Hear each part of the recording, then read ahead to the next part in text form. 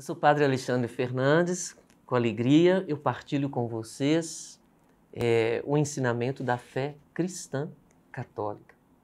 Vamos nos formar e dar sentido àquilo que nós acreditamos. Nesse 21º encontro, nós vamos falar sobre o 8º mandamento.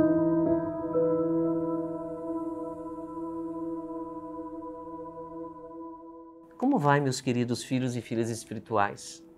Neste encontro, falaremos sobre o 8º mandamento da lei de Deus. Os mandamentos não são leis restritas, muito pelo contrário. Elas abrangem uma série de atitudes.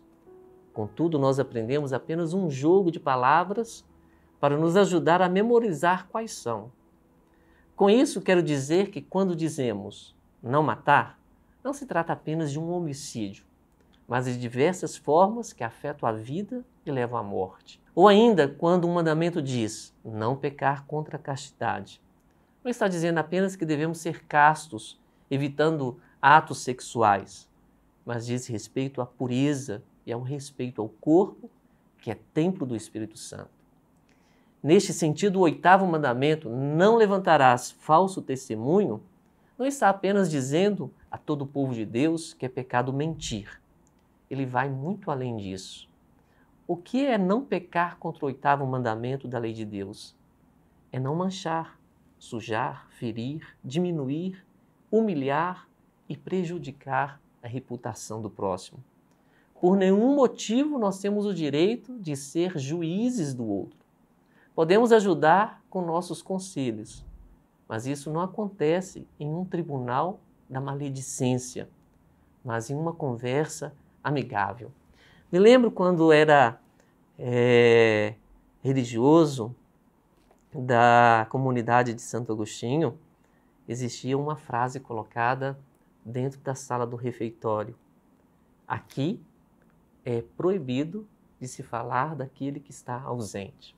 Santo Agostinho era sábio em muitas coisas. Mas vamos falar sobre a calúnia. A calúnia é uma atitude que se encaixa dentro deste pecado. Não há nada de mais baixo do que destruir a reputação de alguém. Antes fosse roubado seus bens, mas não sua boa fama, pois os bens podem ser reconquistados, mas uma reputação pode ficar manchada para o resto da vida. Trata-se, no fundo, de um pecado contra a verdade. Outra forma de pecar contra este mandamento é a fofoca. E o pior é quando a fofoca se torna uma pauta de assunto entre amigos. Há grupos de pessoas que não sabem falar de si mesmas, mas apenas se reúnem para serem avaliadores e auditores da vida alheia.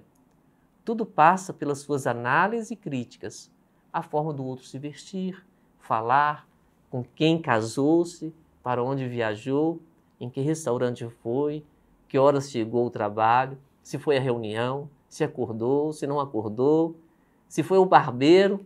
Enfim, eu poderia gastar horas falando só sobre o aspecto da fofoca.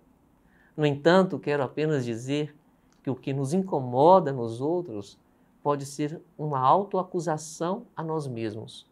Ou melhor dizendo, na fofoca conhecemos mais quem fala mal dos outros do que sobre quem está sendo falado.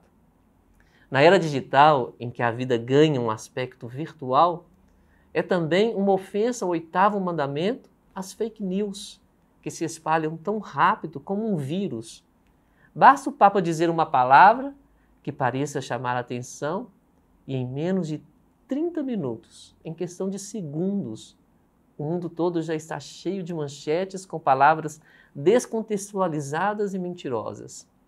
Neste universo virtual também existem os haters, que nada mais são do que os que adoram criticar as pessoas com seus comentários maliciosos e ofensivos, fazendo da palavra uma forma de ferir e atacar as pessoas. Não podemos esquecer que o falso testemunho vai contra Deus e vai contra a sociedade. Se a mentira é uma ofensa à verdade, quanto a ofensa ao Evangelho e à revelação, tanto é maior. Tantas seitas e grupos que se intitulam como igreja e pregam um evangelho diferente daquele ensinado por Jesus.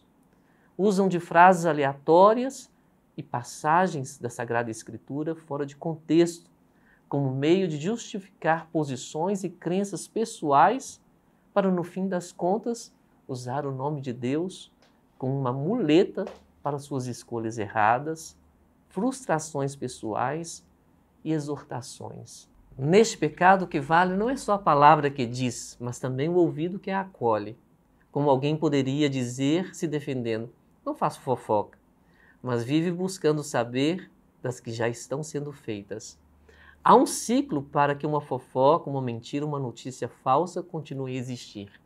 Precisa de pessoas que falem e pessoas que ouçam e reproduzem o que ouviu.